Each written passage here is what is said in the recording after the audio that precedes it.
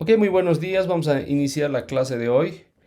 Primero haremos un recuerdo así veloz de lo que vimos la anterior clase y luego daremos paso a el contenido de la clase de hoy.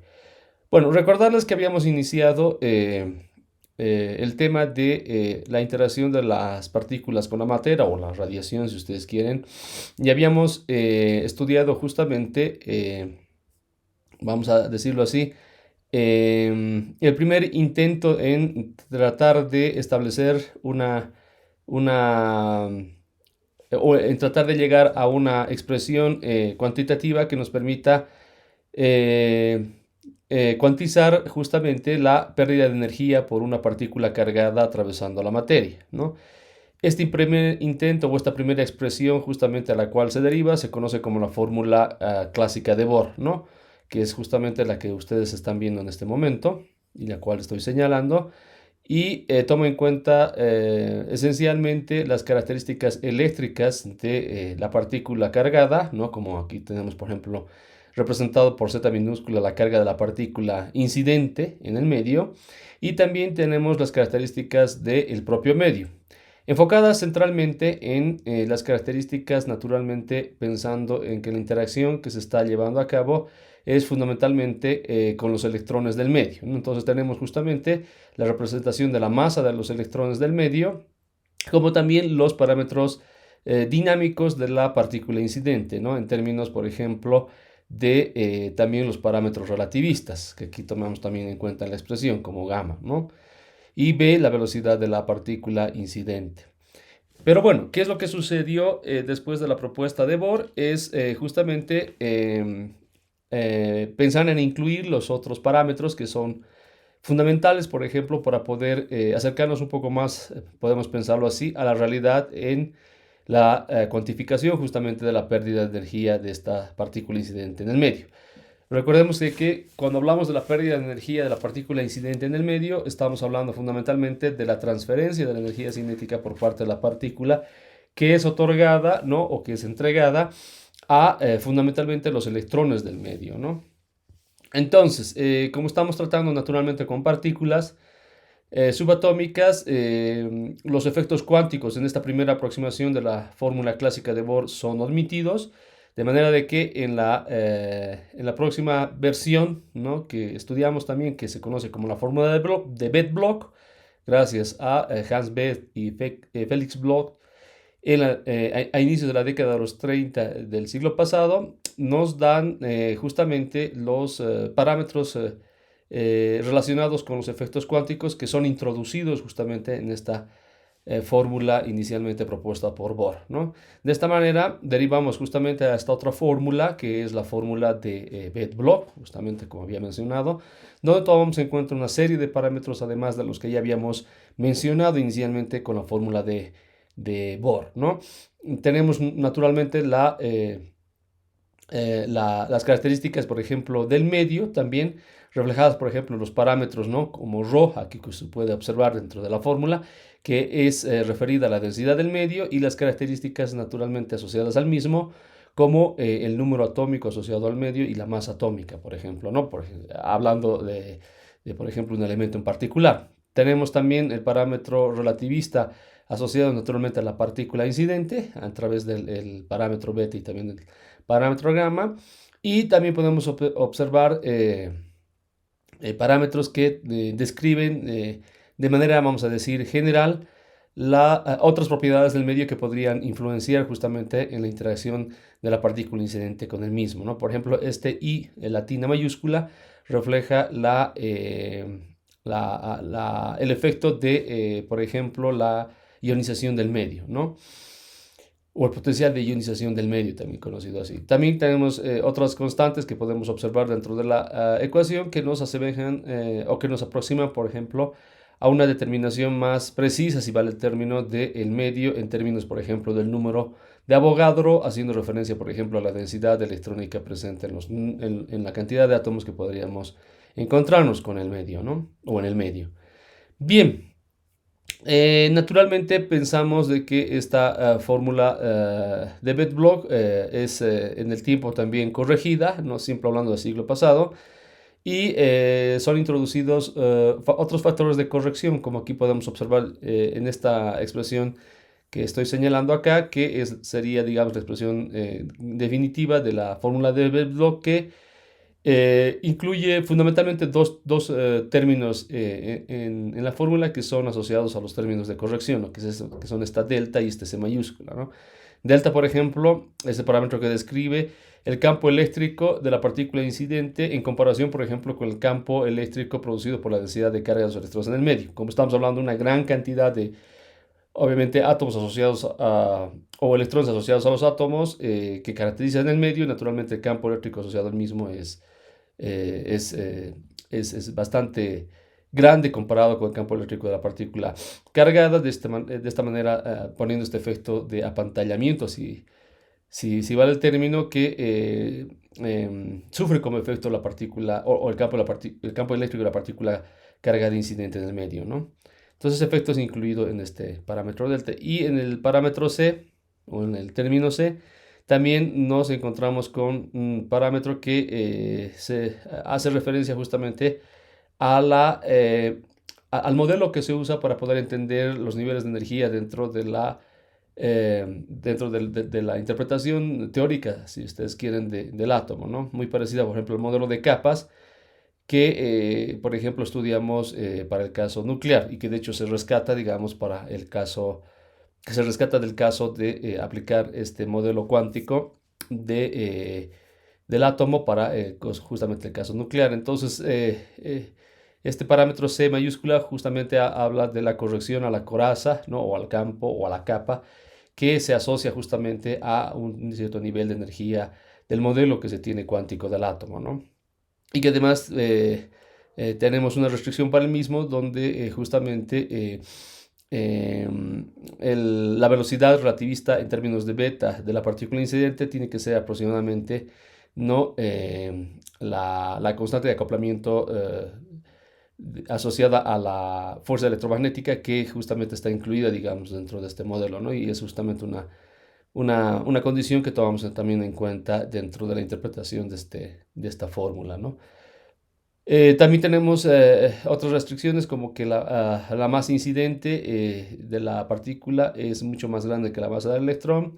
Tenemos un límite también en la energía, ¿no? Que más adelante lo vamos a ver con la gráfica, para hacer un poco de recuerdo. Y también tenemos la condición que habíamos mencionado, ¿no? Esta de que viene de la interpretación cuántica del átomo,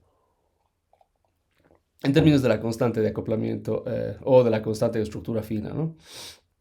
Bien, entonces el comportamiento, habíamos dicho, ¿no? De que refleja fundamentalmente el mecanismo principal por el cual las partículas cargadas pierden energía en el medio. Y este mecanismo es justamente asociado al mecanismo de la ionización, que es reflejada justamente en esta curva que encontramos en esta región, que podríamos asociar para la parte de bajas energías o bajo momento o bajas velocidades relativistas en términos de beta, ¿no? De la partícula incidente.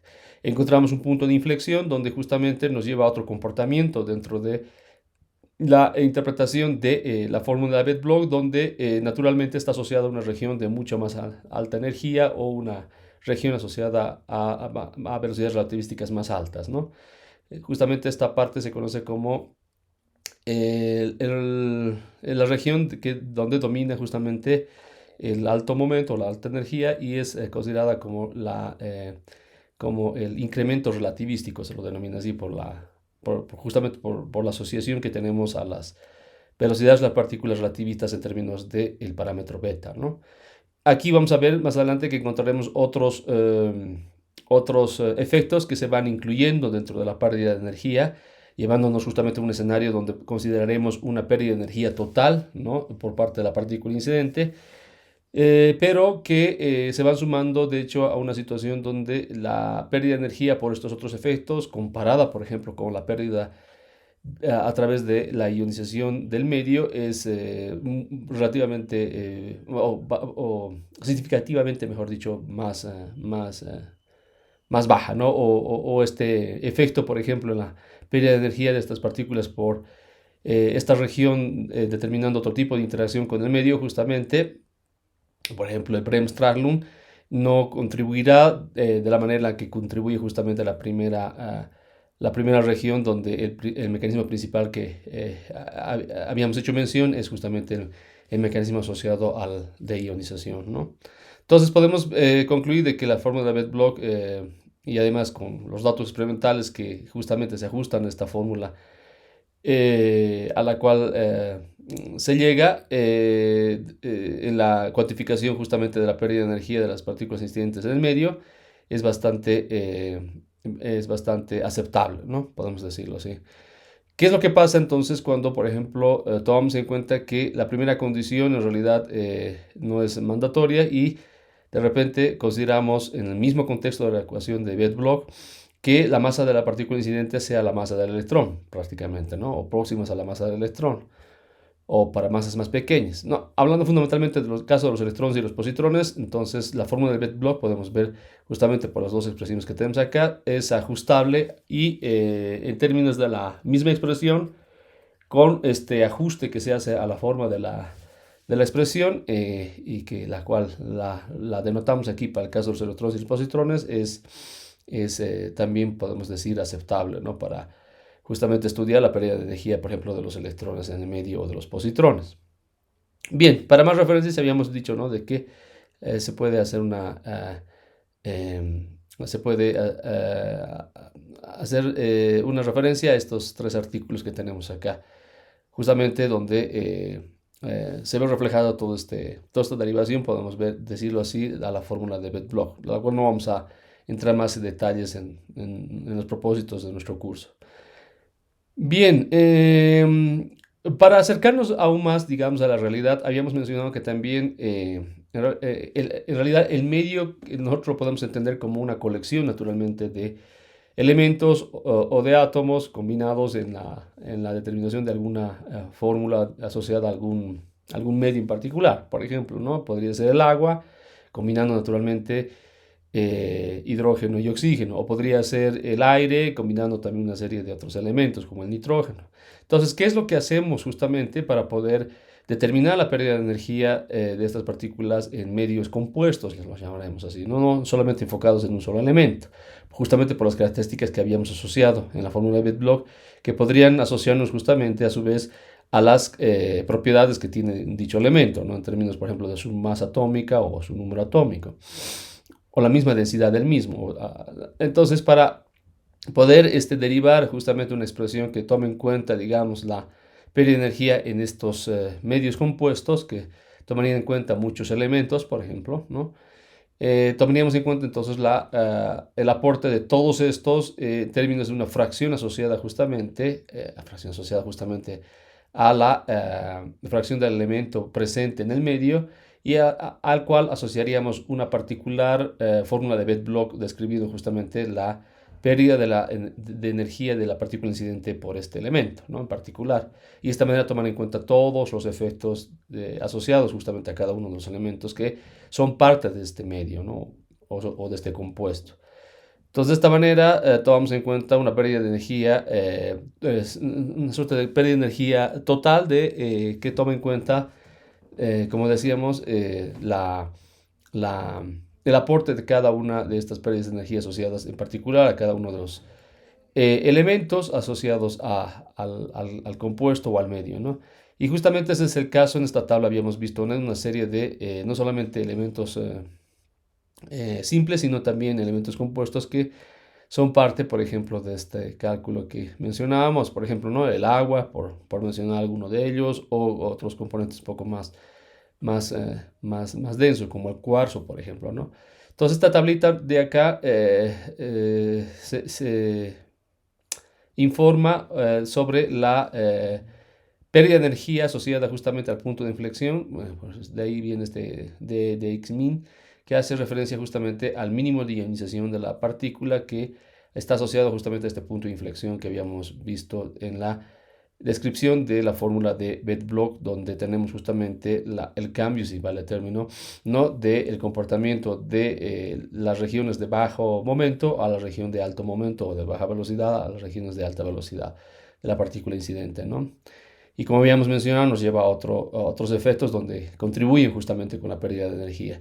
Pero podemos ver que en este punto de inflexión, perdón, en la mayoría de los elementos, con excepción de algunos, se aproxima más o menos a 2 megaelectronvolts por gramo por centímetro cuadrado en términos de la densidad del medio, o por ejemplo también en términos lineales a estos valores que ustedes pueden ver acá, ¿no? Asociados a nuevamente cada uno de estos elementos o incluso medios compuestos. Entonces esto se tiene tabulado, pensémoslo así, y de hecho se refleja, como decíamos hace un momento, bastante bien el comportamiento de la fórmula de Bedblock describiendo justamente la pérdida de energía de las partículas cargadas en el medio, ¿no? Bueno, ahora sí, entrando ya al contenido para la clase de hoy, finalmente recordarles que en base justamente a esta cuantificación que podemos hacer de la pérdida de energía de las partículas incidentes en el medio, podemos ver cuánto estas van a, o podremos, mejor dicho, calcular cuánto estas van a recorrer, por ejemplo, en dicho medio determinado. Esto se conoce como el cálculo del alcance o del rango de las partículas, ¿no? Que en esencia es una integración justamente en términos de la energía que se hace a la fórmula de Bedblock, donde justamente se toma en cuenta una energía inicial y una energía donde finalmente es prácticamente nula, para tomar en cuenta de que la partícula, por ejemplo, viene a ser detenida o absorbida dentro del medio que está atravesando, ¿no? Y justamente podemos hacer este cálculo para, por ejemplo, partículas como los electrones, habíamos visto, ¿no? Donde, por ejemplo, si uno comparase la pérdida o el rango, perdón, o el alcance de estas partículas en función de la energía, vemos porque, por ejemplo, para distintos materiales, tomando en cuenta una energía en particular, por ejemplo, ¿no? Un megaelectronvoltio, vemos que son valores diferentes, teniendo en cuenta de que la densidad también juega un rol importante en los medios, naturalmente porque esto está, recordemos bien, no directamente proporcional con el comportamiento de la pérdida de energía de parte de la partícula incidente con el medio. Aquí tenemos justamente la densidad del medio, que es la que determina, podemos decir, la potencia eh, de la medida en la cual va a entregar energía a la partícula al medio, y esto justamente se ve reflejado naturalmente en distintos materiales, ¿no? Teniendo así que, por ejemplo, para el caso de para electrones de 1 megaelectronvoltio, que serían electrones de alta energía, que ¿no? históricamente se los conoce como los rayos beta negativos, estos alcanzarían en aire un poco más de 100 centímetros, ¿no? Y con la misma energía, estos, por ejemplo, tomando en cuenta el elemento más denso, que es el plomo, alcanzarían unos cuantos milímetros, ¿no? Y así, por ejemplo, también podemos hacer la comparación para otros materiales. ¿Qué es lo que sucede, por ejemplo, con las partículas alfa? De la misma manera, por ejemplo, en aire podemos calcular la dependencia del alcance de estas en función de su energía. Y vemos que, por ejemplo, para energías más bajas, en términos de megaelectronvoltios, los rangos en aire de estas son de unos cuantos centímetros, ¿no? Mientras que para energías más grandes incluso podríamos pensar que esta alcanza en aire, o sea, es decir, las partículas difundiéndose en el aire, las partículas alfa alcanzan unas distancias de decenas de centímetros, ¿no?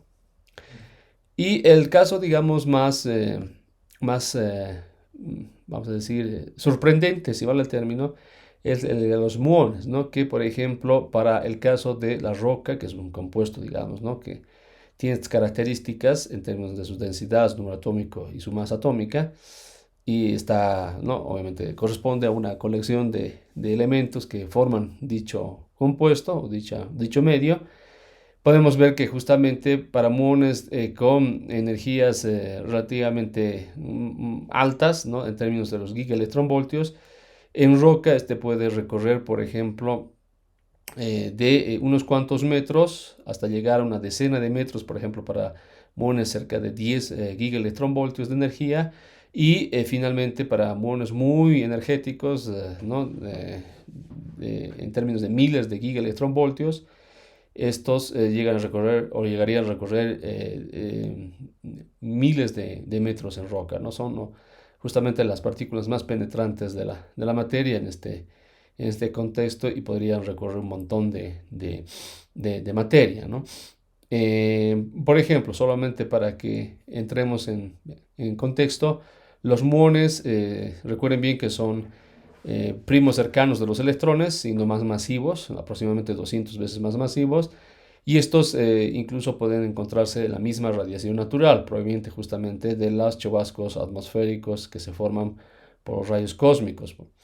Y estos llegan a tener una energía promedio al nivel del mar de unos 4 gigaelectronvoltios. Entonces ustedes pueden ver de que estos cuánto penetrarían en la corteza terrestre, llegando a la superficie. Sería de, a ver, 1, 2, 3, 4, sería más o menos de alrededor de, sí, unos cuantos metros, unos 4 metros todavía en roca llegarían a penetrar, ¿no? Entonces, para que tengan una idea de cuánto es el alcance que estos tienen justamente en un medio más denso, ¿no? Y también tener una idea de que fácilmente llegan a atravesar prácticamente toda la atmósfera, o una buena parte de ella, llegando justamente a la superficie a nivel del mar, por ejemplo, ¿no?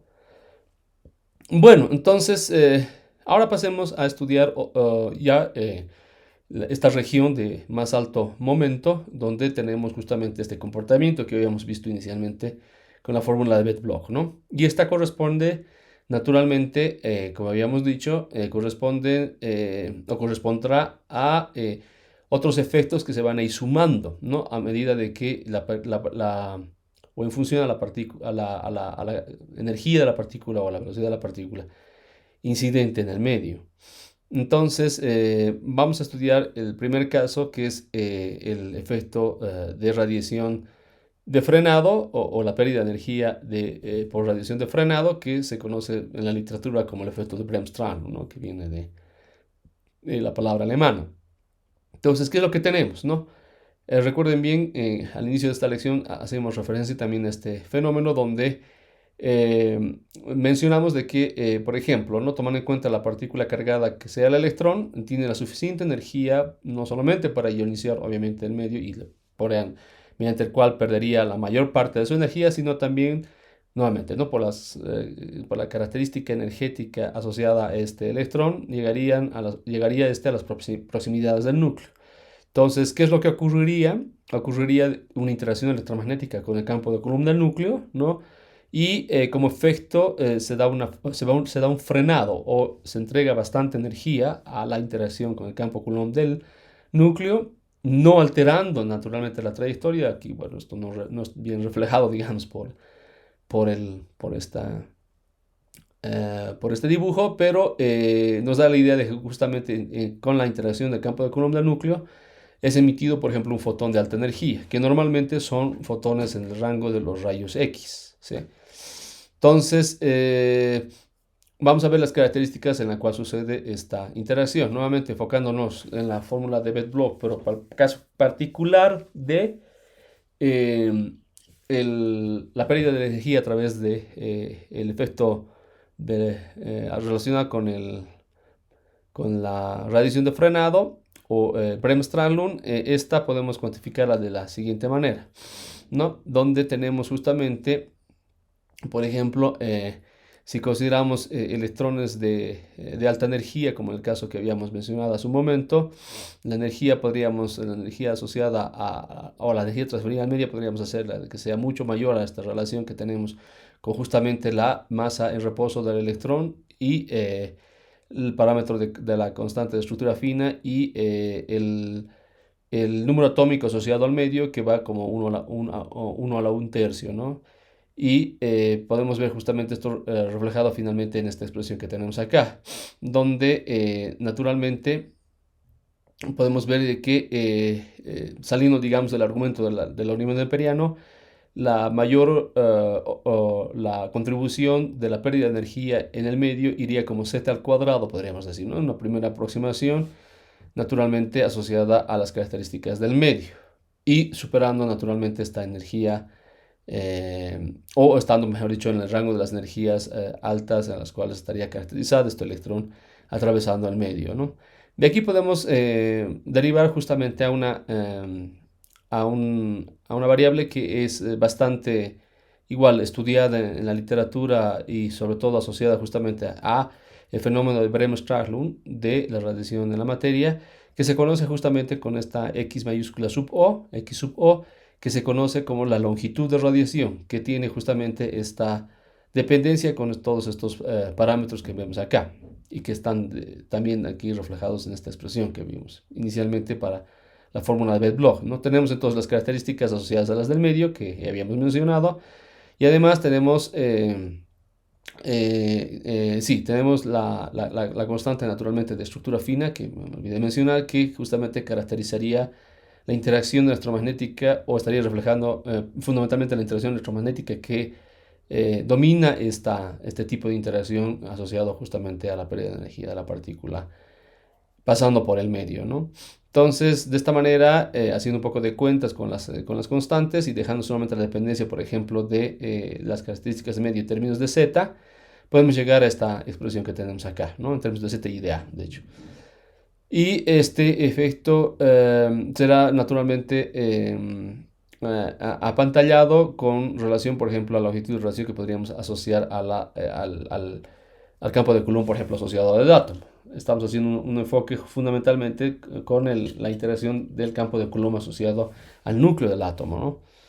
Bueno, de esta manera, por ejemplo, podemos hacer de que la energía dependa de una manera exponencial, donde el término de la exponencial decayente, ¿no?, estaría justamente en términos de la longitud de radiación que habíamos definido, ¿no? Y esta variable incluida justamente en el argumento de la exponencial negativa, podríamos finalmente entenderla como la atenuación de la energía por emisión de radiación o la atenuación de la energía o de la pérdida de la energía por parte de la partícula incidente por emisión justamente de fotones de alta energía a través del efecto o del fenómeno asociado a la radiación de frenado o al Bremsstrahlung, ¿no? Como otra vez vemos de que esto deriva naturalmente de las propiedades del mismo medio que viene justamente de la interpretación de la fórmula de Bedlog asociada a este efecto y lo vemos también reflejado en la definición de esta longitud de radiación. Naturalmente esto estará asociado a las características intrínsecamente del medio, ¿no? Entonces podemos también hallar una suerte de longitud de radiación total, tomando en cuenta justamente la contribución de cada una de estas longitudes de radiación que estarían caracterizando cada uno de los elementos que son parte, por ejemplo, de la composición de algún medio, hablando, por ejemplo, de un medio compuesto, ¿no? Como el caso que vimos asociando la de Bedlog a cada uno de estos elementos que son parte del medio, ¿no? Bien, justamente para poder asociar este punto de inflexión o poder asociar justamente dentro de la fórmula de Bedlog, como ya hemos visto, ¿no? Una energía donde justamente podríamos considerar de que la pérdida de energía por ionización es prácticamente la misma que por el Bremsstrahlung, ¿no? Está muy cercano, mejor dicho, a las condiciones del punto del mínimo de ionización, sería justamente la energía crítica, ¿no? Donde justamente lo que mencionaba hace un momento, la pérdida de energía por ionización prácticamente vendría a ser la misma por el efecto de Bremsstrahlung, ¿no? Entonces esa justamente podría ser calculada, esa energía, y correspondería justamente a esta expresión que vemos acá, ¿no? Que nuevamente tenemos una dependencia del medio, las características del medio. Bien, entonces como podrán imaginar, esto también está cuantificado y tabulado para una serie de elementos que ya digamos, son conocidos como son estas energías críticas o asociado justamente a la longitud de radiación que podríamos asociar a cada elemento o un medio compuesto en particular, como vimos para el caso justamente del mínimo de ionización, para el caso de la longitud de radiación asociada al efecto de Bremsstrahlung, podemos ver aquí en esta tabla, ¿no? Donde, por ejemplo, para elementos únicos, vamos a decirlo así, ¿no? Como el hidrógeno, el helio, el litio, el carbono, vemos que tenemos una longitud de radiación típica en términos de la densidad del medio, una longitud de radiación lineal en términos lineales justamente o asociados al espesor del medio, y la energía crítica justamente donde veríamos en términos de megaelectronvoltios la pérdida de energía prácticamente de ionización es igual a la pérdida de energía por Bremsstrahlung, ¿no? Que por ejemplo para el caso del hidrógeno es el más alto naturalmente porque tiene una dependencia con las características de este elemento en términos de Z y A, ¿no? Como habíamos visto. Y por ejemplo, la longitud de radiación justamente para que se pueda, digamos, llegar a estas condiciones donde perdemos energía a través del efecto de Bremsstrahlung en el hidrógeno sería asombrosamente, ¿no? Para esta longitud tan grande en términos de centímetros, ¿no? Aproximadamente 731.000 centímetros tendríamos, ¿no?, que recorrer, en otras palabras, ¿no?, con la partícula cargada para que podamos, digamos, asociar a la pérdida de energía de la misma, atravesando, o sea, suponiendo que esta solamente está atravesando el hidrógeno y, como decía, hace un momento asociar a que esta pérdida de energía también es por Bremsstrahlung, podría compararla con la pérdida de energía por Bremsstrahlung y de ionización al mismo tiempo, ¿no?, tomando en cuenta la energía crítica asociada a este elemento. Y podemos ir a un caso más extremo, digamos, de el plomo, ¿no?, donde naturalmente esta longitud de radiación lineal y en la cual ocurriría, por ejemplo, el fenómeno de Bremsstrahlung, obviamente es de medio centímetro, ¿no? Y nuevamente, esta longitud que se acortaría naturalmente por las características del medio, porque ustedes pueden ver aquí en términos de Z y de A cuáles son las características, obviamente, comparadas a las que habíamos visto inicialmente con el hidrógeno, son fundamentalmente diferentes, ¿no? Y la energía también, la energía también asociada a la energía crítica, donde tendríamos que la pérdida de energía es casi indistinguible entre el efecto de Bremsstrahlung y el de ionización, porque son prácticamente iguales, es una energía obviamente mucho más baja, ¿no? Bien, entonces pasaríamos a otro efecto que también es bastante estudiado y que nuevamente corresponde a, ¿no?, la región de más alta energía que estaríamos tomando en cuenta dentro de la descripción de la fórmula de Bethe-Bloch, que está justamente asociada a esta región de altas velocidades en términos de beta de la partícula incidente, ¿no? Entonces una de ellas, ya habíamos visto, que aparecería superando o estando justamente dentro de esta región de energía, es el fenómeno de Bremsstrahlung, o el efecto de Bremsstrahlung, como quieran ustedes llamarlo. La otra sería la producción de pares o las interacciones también fotonucleares, que se conocen así. Habíamos mencionado justamente al inicio de este tema que las partículas cargadas también, así como los fotones de altas energías, pueden interactuar a través de la interacción electromagnética y en el caso de los fotones no siendo absorbidos, por ejemplo, por el núcleo, esta energía también puede llegar a producir materia, ¿no? Para el caso de las partículas cargadas sucede algo similar, donde justamente para energías del orden de los gigaelectronvoltios, o los cientos de gigaelectronvoltios, aparecen estos mecanismos que son poco particulares, digamos, ¿no?, donde además se da la producción de materia, como dijimos, ¿no? Estos mecanismos fundamentalmente estarán gobernados por dispersiones inelásticas, donde ya interactuando, por ejemplo, con el campo de Coulomb del núcleo, estas se atribuyen a que, por ejemplo, hablando del electrón o de un muón, por ejemplo, que tenga estas características energéticas, estaría interactuando con el campo de Coulomb mucho más intensamente que lo que sucedería, por ejemplo, en el caso del Bremsstrahlung, ¿no? De manera de que incluso tendríamos una desviación, por ejemplo, en la trayectoria del mismo y eventualmente un intercambio, una interacción electromagnética, un intercambio de fotones virtuales, si ustedes quieren, haciendo, digamos, referencia a la figura aquí que tenemos de Feynman, tratando de interpretar este tipo de fenómeno. Y a través de la interacción entonces electromagnética, fundamentalmente con el campo de Coulomb del núcleo, donde naturalmente hay un intercambio de fotón virtual, finalmente tenemos, o asociada a esta, tenemos finalmente la producción de partículas por este tipo de interacción, ¿no? O la producción de pares. Un par, por ejemplo, podríamos pensar positrón-electrón. Y de hecho aquí tenemos justamente la representación de la reacción, si ustedes quieren, ¿no? Tenemos al muón que interactúa con el campo de Coulomb del núcleo. Entonces tenemos el mismo muón desviado, porque se ha dispersado naturalmente con estas características que habíamos mencionado, con nuevamente, con esta interacción más intensa, si vale el término, con el campo de Coulomb del núcleo, mucho más intensa de lo que ocurre, por ejemplo, con la radiación de frenado, y de manera que tenemos incluso la producción de partículas, de un par positrón y electrón, y tenemos nuevamente el núcleo que dentro del otro lado de la reacción, ¿no? Entonces, ¿cómo cuantificamos este tipo de pérdida de energía, ¿no?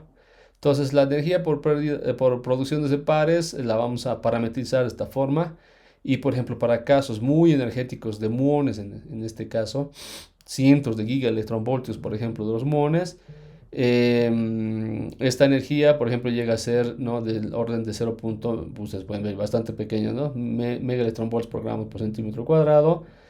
Y asociados a los efectos fotonucleares, que serían también los otros, el otro mecanismo por el cual perderían energía en base, digamos, a esta interacción con el campo de Coulomb del núcleo, y aún sería más pequeña, ¿no?, como ustedes pueden ver. Porque en esta interacción fotonuclear incluso no, tendríamos, por ejemplo, la producción no solamente de partículas cargadas enfocadas en la producción de pares, por ejemplo, ¿no?, o el par de partículas positrón y electrón, sino que en este rango de energías, por ejemplo, también, y a través de una interacción fotonuclear, tendríamos incluso la producción de hadrones, ¿no? Es una interacción de las más energéticas que podríamos pensar que justamente ocurren también cuando, por ejemplo, las partículas cargadas correspondientes, digamos, a los rayos cósmicos, hablando de los protones fundamentalmente, llegan a interaccionar con los núcleos del medio, de los átomos de la atmósfera, y a través de reacciones fotonucleares también podríamos pensar de que se producen cascadas asociadas a las partículas, por ejemplo, más pesadas como hadrones, ¿no? Algo similar. Obviamente, superando estos límites ya estamos hablando de otro tipo de interacciones donde se da justamente la fragmentación de los núcleos, ¿no?, y la producción de muchas más partículas. Entonces estaríamos, digamos, en ese límite, podríamos pensar, ¿no?, donde la partícula que está interactuando con el medio entrega demasiada energía, de manera de que cuando choca con un átomo de alguno de los elementos del medio, esta se fragmenta, ¿no? Entonces estaríamos cerca de ese límite de lo que ocurre como habíamos mencionado, de forma natural con los rayos cósmicos y los átomos de la atmósfera, o también llevado esto ahora modernamente a los aceleradores de partículas, ¿no? Bien, entonces podríamos en este contexto particular, para el caso de los muones que estamos estudiando, poder asociar una pérdida de energía total, ¿no?, que tomará en cuenta entonces una serie de contribuciones que habíamos pensado, ¿no?, asociadas naturalmente a la fórmula de Bett-Bloch. El primer término que contribuiría con la pérdida de energía, y como ya hemos visto, ¿no?, es el mecanismo que domina justamente la pérdida de energía, es la ionización, ¿no?, como habíamos visto naturalmente al estudiar, por ejemplo, la figura o la gráfica asociada a la fórmula de Bett-Bloch, ¿no?, que es esta de acá. Entonces este mecanismo llegaría a ser el principal y el término que más contribuiría dentro de la pérdida de energía. Entonces lo tendríamos ahí.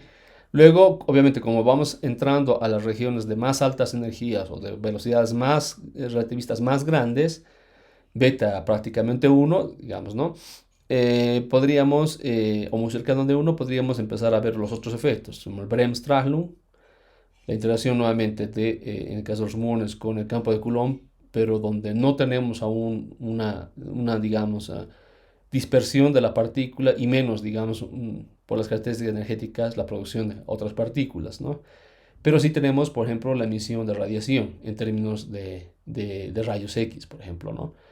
Y luego, con más energía, cientos de gigaelectronvoltios, ¿no?, dentro de la escala que está presente en esta región, tenemos ya la producción de pares como la respuesta de la interacción más intensa con el campo de Coulomb del núcleo, e incluso llevándonos a la producción de partículas, ¿no?, o más energética aún, o el mismo rango de las energías más o menos, próximas a los cientos de gigaelectronvoltios, tenemos las interacciones fotonucleares, ¿no?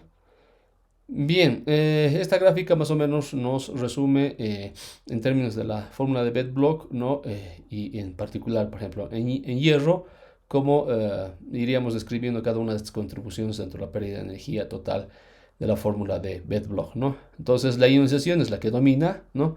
Y para ya regiones donde naturalmente tenemos los puntos críticos, donde, por ejemplo, la energía asociada a la Weierstrahlung es prácticamente la misma de ionización. Aquí ustedes pueden ver que van apareciendo los cruces de estas curvas que van apareciendo a medida que nosotros vamos subiendo la energía, ¿no? Entonces, las interacciones nucleares aquí justamente hacen referencia a la pérdida de energía por el término esto de la interacción fotonuclear con el campo de Coulomb del núcleo. O sea, no nos olvidamos que siempre nos estamos enfocando, o la fórmula de Bedblock está enfocada fundamentalmente a una descripción de la pérdida de energía de la partícula incidente en el medio a través de la interacción electromagnética, ¿no? Bueno, entonces ahora vamos un poquito a describir qué es lo que sucede, por ejemplo, en la dispersión múltiple, ¿no? Entonces estamos en el escenario donde probablemente se dé una dispersión de las partículas, ¿no? Por la característica de energía que tenemos, pero no somos capaces aún de producir, por ejemplo, un par positrón-electrón y menos, digamos, un efecto fotonuclear. Pero estamos, digamos, ya podríamos pensar en camino de ello porque estamos con una región de energía bastante alta dentro de la interacción de esta partícula cargada con el medio. Entonces, lo que habíamos también mencionado, ¿no? Lo que ocurre es de que se empieza a dispersar la partícula porque interactúa más intensamente con el campo de Coulomb del núcleo. No necesariamente produciendo partículas en su paso, o de repente si se supera las umbrales de energía, sí, ¿no? Bien, entonces esto puede ser parametrizado a través de esta fórmula que tenemos acá, donde nuevamente tomamos en cuenta, por ejemplo, ustedes pueden ver, ¿no? La longitud de radiación como uno de los parámetros principales, digamos, dentro de la interpretación de esta fórmula que describe la dispersión múltiple de las partículas en el medio, ¿no? Y además la cual vamos a asociar justamente a una distribución, que normalmente asociada justamente al espesor del material, que aquí podemos, por ejemplo, representarlo por esta figura que ustedes pueden ver, y aquí el paso de la partícula cargada, perdón, ¿no? Y cambiando su trayectoria naturalmente original, porque se está dispersando en el medio, o esta dispersión ocurre porque estamos interactuando con el campo de Coulomb del núcleo con mucho mayor intensidad de lo que se vería reflejado, digamos, ¿no? Con una interacción a través de la radiación frenada. Por lo cual podemos ver de que si nosotros asociáramos, por ejemplo, un ángulo, ¿no? De ingreso, y podríamos medir, digamos, un ángulo de ingreso de la partícula cargada al medio, y luego podemos medir un ángulo de salida de esta partícula, veríamos justamente el ángulo de dispersión, algo parecido de lo que justamente habíamos visto con el experimento de dispersión de Rutherford, ¿no? Entonces, como esto dependerá naturalmente del espesor del material o del medio, y asociado al mismo tendríamos justamente las características que están reflejadas a través fundamentalmente, digamos, del parámetro de la longitud de radiación, como vimos, por las mismas características del medio, y lo que ocurriría justamente con la radiación frenada o superando este umbral, pasando a la dispersión múltiple. Podríamos ver que, por ejemplo, para absorbentes delgados, ¿no? Esta distribución de Gauss, que normalmente se asocia, repito, a medios que son que tienen, digamos, un espesor bastante grande, a medios más delgados o absorbentes que tengan un espesor pequeño, esta distribución debería de estar asociada a una distribución de Landau. Esto naturalmente viene por las características que se asocian justamente a la pérdida de energía descrita en términos de la fórmula de Bedblock y llevada justamente a esta parametrización, ¿no? Asociada a una distribución. Y aquí ustedes pueden ver que, por ejemplo, para la distribución de Landau, que la tenemos acá, los términos de la pérdida de energía, que está en términos, ¿no?, del argumento de la exponencial a través de este parámetro lambda, ¿no?, naturalmente está conteniendo la información que viene de la fórmula de Bedblock, ¿no? Ahí ustedes pueden ver todas las características de los parámetros que están o juegan un rol importante en la determinación justamente de la pérdida de energía por parte de la partícula pasando el medio, descrita a través de la fórmula de Bedblock, ¿no? Esta delta de E sería la pérdida de energía de la partícula, ¿no? En términos del grosor o el espesor o en términos lineales, si ustedes quieren, en el medio. Y este EW sería la pérdida de energía más probable que pueda otorgar, en términos naturalmente de la parametrización asociada a esta distribución, que esta energía podríamos interpretarla, ¿no?, como la pérdida de energía más probable que pueda darse al pasar un cierto espesor del material, la partícula cargada, ¿no? Y como decíamos, para absorbentes gruesos, esta distribución llega a ser una distribución normal, ¿no?, o gaussiana.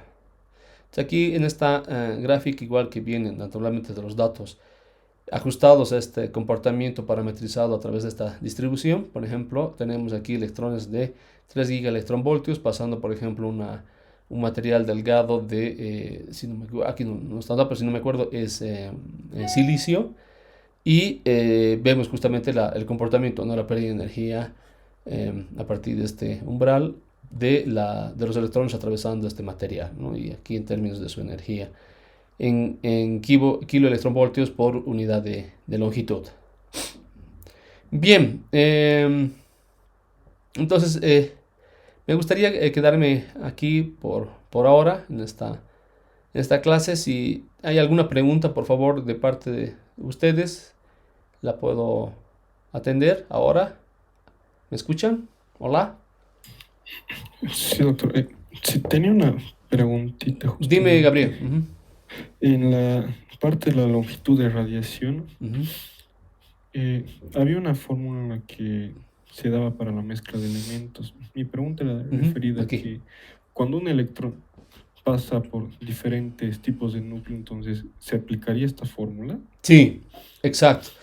Lo que pasa es de que tú tienes una longitud de radiación no bien caracterizada por el elemento, ¿no? O sea, Z, en términos de Z y A. Entonces tú tienes un Z y un A particular, por ejemplo, para cada uno de los elementos. Aquí, por ejemplo, bueno, aquí lo habíamos visto, ¿no?, en la tablita. Aquí lo podríamos ver, ¿no? Entonces, el hidrógeno tiene un Z de 1 y un peso atómico asociado a este valor, ¿no? Entonces, para estas características tienes una longitud particular de radiación. El helio tendrá otra porque también tiene otras características en términos de Z y A, ¿no? Y así sucesivamente. Entonces, esto lo ves reflejado naturalmente en la expresión de la longitud de radiación que tenemos finalmente acá, ¿no?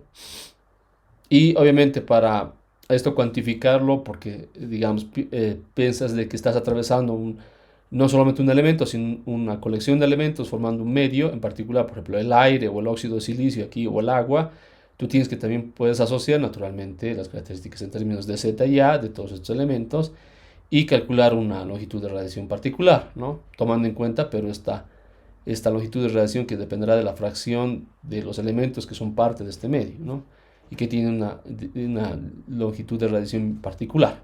Esa sería, digamos, la, la, sí, la estrategia, podemos decir, para el cálculo de esto.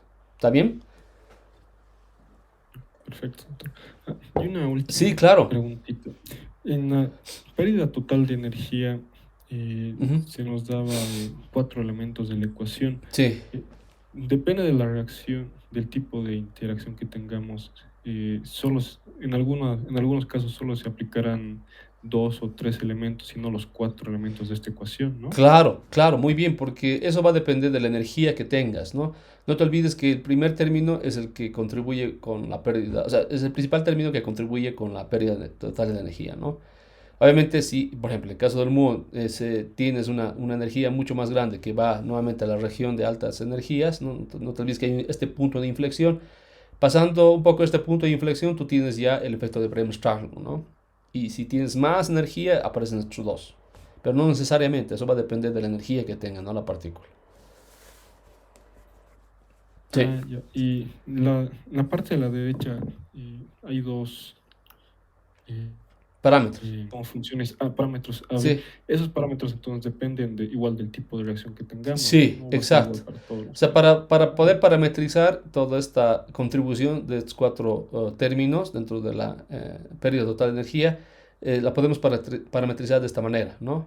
Que va justamente en la dependencia, como tú puedes ver, de tres elementos fundamentales, ¿no? Las características del medio en términos de ZA y la energía de la partícula, lo más importante. Ah, perfecto. Gracias, doctor. A ti, Gabriel. Bueno, entonces quedamos ahí. Hasta la próxima clase. Gracias.